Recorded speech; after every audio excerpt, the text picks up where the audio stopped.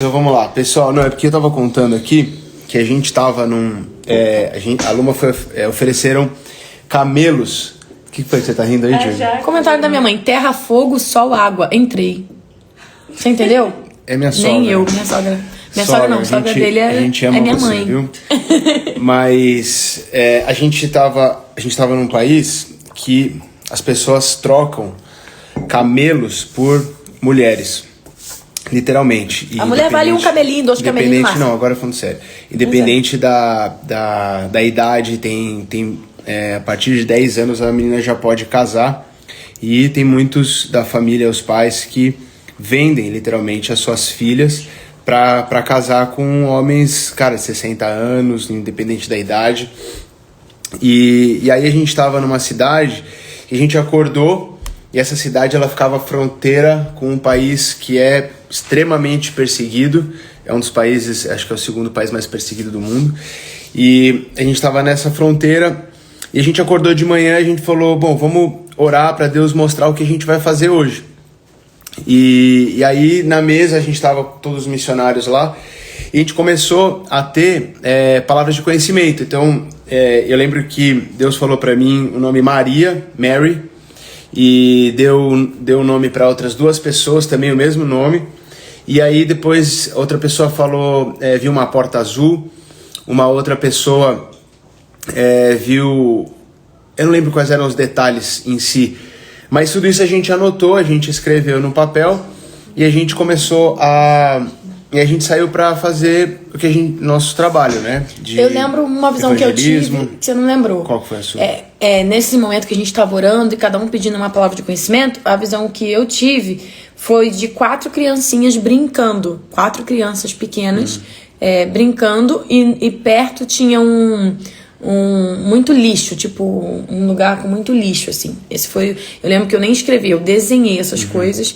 E aí, você falou da porta azul e do nome Mary, né? E nesse dia, a gente tinha se dividido. A Luma foi com uma menina e um senhor para um lado da cidade, e eu tinha ido com um outro missionário para uma universidade que a gente queria conhecer. Essa universidade que inclusive teve um ataque terrorista lá. Eu contei que pra matou eles. 138 cristãos. 148 cristãos e 2 muçulmanos, por engano. E, enfim, a gente tinha separado. E nisso, a Luma, quando ela estava andando pra onde ela foi, ela começou a ver o lugar que era muito parecido com o que ela tinha visto na visão quando a gente tinha orado de manhã. E aí nisso ela começou a entrar nesse beco junto com essa outra missionária e também esse senhor.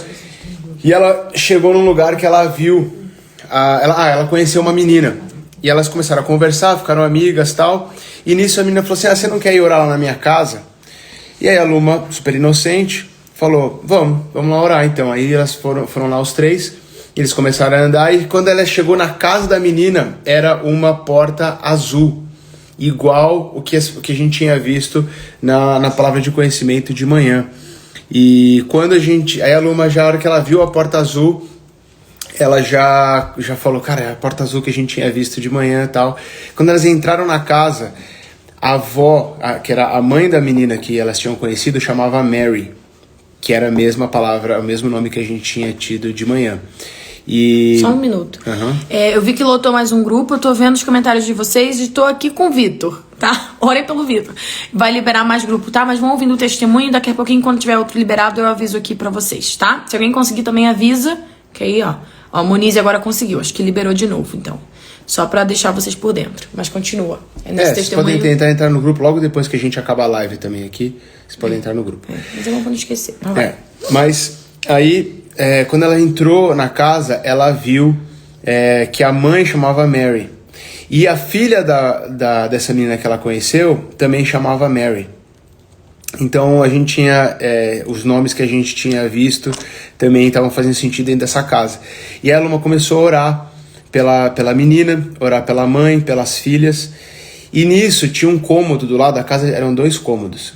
E aí um cômodo do lado tinha um rapaz que ele saiu para orar. Ele era muçulmano e ele saiu, eles oram 5 vezes por dia.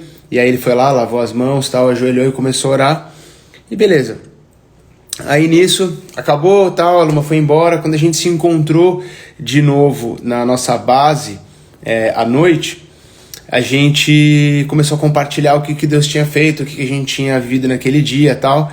E aí a Luma começou a compartilhar esse testemunho e ela disse que o rapaz tinha convidado a Luma, tinha perguntado se ela era casada, ela falou que ela era, e ele falou assim, ó, queria convidar você e o teu marido para vocês irem para uma fazenda amanhã. Porque eu tinha falado, quando ela perguntou o que meu marido fazia, né, da vida, eu falei que ele era um fazendeiro.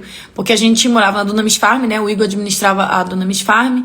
E, como eu falei, a gente não podia falar que a gente era cristão, que ele pregava a palavra, que eu louvava, nada disso, né? A gente tava lá infiltrado como se fosse igual a eles para poder pregar Jesus para eles. Então, eu falei só que ele cuidava de uma fazenda. Então, ela falou, ele é fazendeiro? Eu falei, E realmente né? Ele cuidava da farm. E aí, o marido dela chegou em casa e falou... Ó, a gente liberou o grupo, tá? Já estão conseguindo. O marido dela, quando chegou, falou... eu trabalho numa fazenda também. Chama o seu marido pra amanhã a gente ir visitar o meu trabalho, né? Eu planto batata doce e tomate, ele falou. Gente, amor, vamos dar um sorrisinho só pra gente tirar um print que eu quero ter. Peraí que meu cabelo... Aí. Peraí aqui. Foi. Pronto. Aí foi por isso que ela me chamou pra fazenda, entendeu? E nesse dia eu não tava com o Igor. Ela chamou para no dia seguinte o Igor ir com a gente e a gente visitar. Aí continua. E aí então ele tinha convidado e aí a gente falou, cara, que excelente oportunidade da gente pregar o evangelho, a gente entrar pra poder falar de Jesus e tudo mais. E quando a gente estava combinando o que a gente ia fazer no dia seguinte, então a ideia era ir visitar essa fazenda. Quando a gente estava combinando, decidindo, então a gente vai lá amanhã, sobe 2 missionários, que era uma escada assim, que a gente estava no 2º andar de uma igreja católica que tinha abrigado a gente. Eles sobem e aí a gente, quem são essas pessoas, né? A gente nunca tinha visto na vida. E aí esses 2 missionários chegaram e falaram assim, cara, a gente queria conhecer vocês, tal, não sei nem como é que eles ficaram sabendo da gente. E porque a gente tava, tipo assim, ninguém sabia onde a gente tava. E aí, quando eles subiram, eles falaram assim, tá, o que vocês estão fazendo e tal. A gente começou a contar e a gente falou, e amanhã a gente vai ter uma ótima oportunidade de a gente ir pra essa fazenda. Aí um olhou pro outro e falou assim, fazenda? Ele falou assim, tem uma fazenda, tal. A gente contou toda a história. Aí ele falou, cara, vocês não... Aqui não tem fazenda. Não, fazenda de batata. Eu falei assim, não tem fazenda de batata aqui. Como não? Eles convidaram a gente pra ir lá. Não tem fazenda de batata. E provavelmente ele deve estar te convidando lá e deve ser uma emboscada. E a gente assim, cara, como assim uma emboscada? O que tá acontecendo? Na hora a gente começou a entender. Deus literalmente mandou esses 2 missionários, foram enviados de Deus para poder dar um alerta pra gente. E quando a gente saiu dessa reunião que a gente estava fazendo, a gente recebeu uma ligação, na verdade era uma mensagem no WhatsApp, e era uma pessoa orando por nós, uma das intercessoras que estavam orando por nós. Ela mandou um áudio, sem saber de nada, porque a gente estava com a internet muito difícil de conseguir internet. Era uma vez no dia que a gente pegava internet. E aí a gente recebeu esse áudio, era um áudio de 5 minutos, e essa mulher estava orando, essa intercessora. Aqui do Brasil. E detalhe, quando ela orou por nós, Deus acordou ela de madrugada. Era 4 da manhã aqui no Brasil. E ela acordou tendo uma visão sobre nós. E Deus falou para ela orar pela nossa segurança. E enquanto isso, era 4 da manhã aqui, mas lá onde nós estávamos era 1 da tarde. Que era exatamente o horário em que eu estava na casa dessa família muçulmana, sendo convidada para ir para essa fazenda. Enquanto isso, no mesmo horário, Deus acordou essa mulher aqui, que no fuso daqui era 4 da manhã, nossa intercessora. E aí, ela acordou e a visão que ela teve era uma mesa assim de reunião, cheia de homens vestidos de branco, com uma roupa de muçulmano mesmo, sabe? Cobrindo a cabeça e tudo. E fazendo planos contra a nossa vida. Só que essa missionária, ela nem sabia o país que a gente estava. Porque como a gente não pode contar, a gente nunca fala o país, né? Nem pra vocês e nem pros intercessores. A verdade é que não era planos contra a nossa vida. Ela falou que estavam planejando nos matar. Contra a nossa vida, que eu digo, é pra tirar a nossa vida. E aí ela... Sendo só um pouco mais literal. Mais literal, né? Pra nos matar. Só uma pausa, tem gente que não tá entendendo. O grupo aqui, pra quem tá chegando agora, é um grupo que eu abri, tá o link na minha biografia pra vocês entrarem, pra receber um material sobre estudo da Bíblia, um material gratuito que eu fiz. Tem uma timeline, uma linha do tempo da Bíblia inteira, porque a gente vai ter um aulão dia 21 de novembro, 21 e 22 de novembro, no YouTube, só pra quem tiver entrado nesses grupos, tá bom? E aí a gente vai conseguir mandar os materiais pra vocês se prepararem pra esse aulão, porque nesse aulão é um panorama geral da Bíblia, vamos passear a Bíblia inteira. Por isso que tem esses grupos, tá? Pra vocês terem um material lá, mas é gratuito. O link tá na bio, pra quem chegou agora. Vai lá entrar.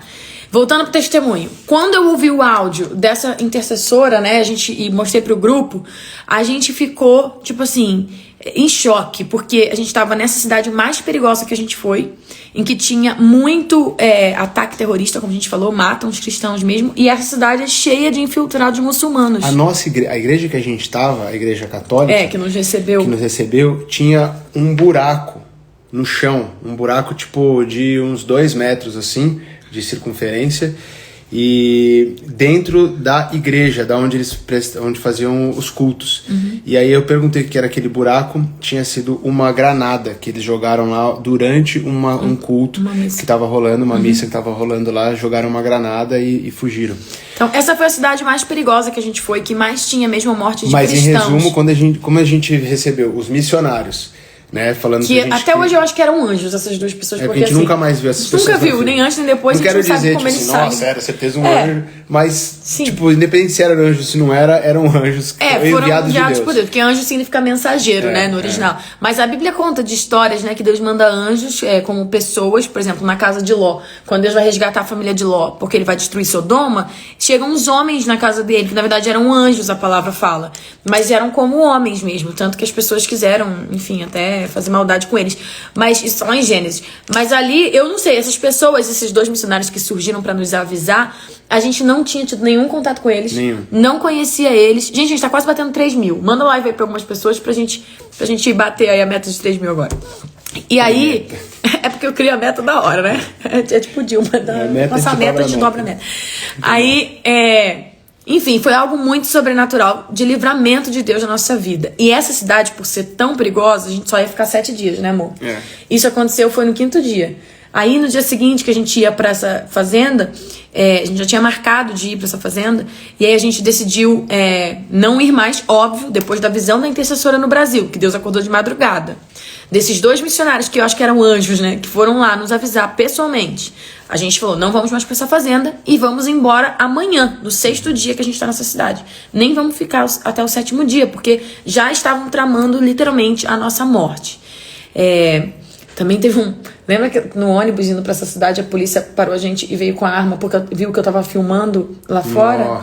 Nossa, gente, foi muito pavor que a gente passou. Tem muito testemunho, vamos deixar mais pro próximo, que a gente precisa ir embora. Mas, enfim, foi muito forte toda a experiência, né? Perguntaram pra mim, quando você não tava aqui, amor, se eu tenho vontade de voltar. Eu tava com a câmera pra fora do ônibus, escondidinho, só uma câmera. Escondidinho, cara. O cara viu, saiu correndo e pegou sério, Thaís, pegou, tipo, o negócio começou a bater assim na janela, o cara entrou armado dentro do ônibus, olhou pra gente, começou a pegar, querendo nosso celular. Eu fui lá, deletei o vídeo na hora, assim, na frente dele, só que sabe quando você deleta você deleta do celular... E vai pra apagados. Vai pra apagados, aí depois eu restaurei, né? A pessoa não tem amor à vida, né? Ainda tem o vídeo. Mas, cara, eu falei, nossa, eu fiquei com muito medo, sério. Né? Batemos 3K, vamos tirar um print, amor, que é a nossa meta. Nossa meta, não tinha meta. Criei agora. Não, gente, mas sério, foi muita loucura essa viagem.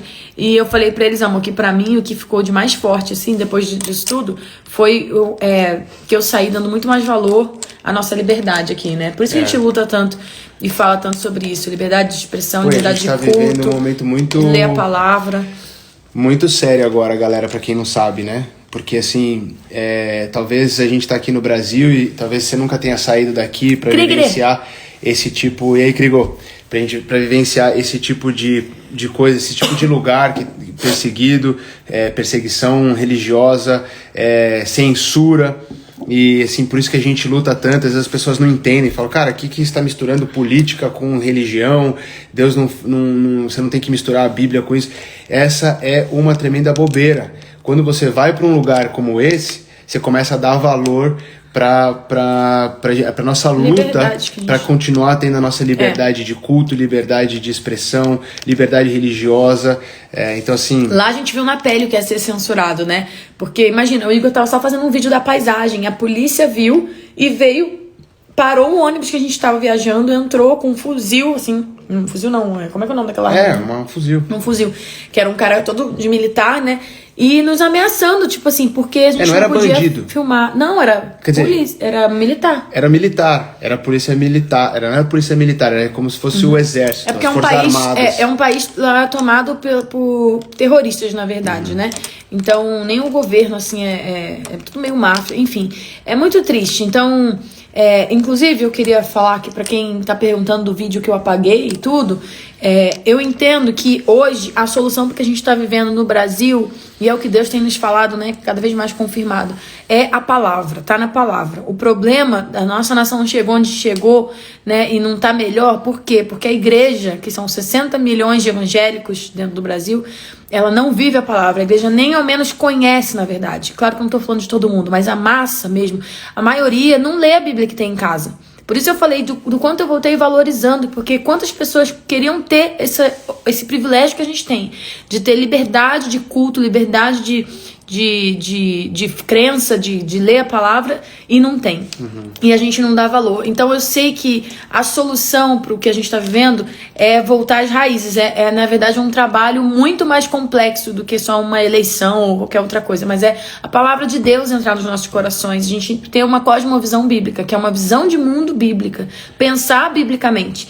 Hoje eu falei sobre isso no Story, né? Até compartilhei um vídeo do meu pastor, do Theo, falando isso hoje.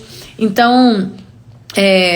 Bom, é por isso que eu tô fazendo isso que eu tô fazendo. Pra quem chegou aqui depois e não sabe, essa live foi pra falar sobre a nossa experiência fora, foi pra falar sobre a minha missão de ter voltado pro Instagram, que é ser um instrumento de ensino da palavra.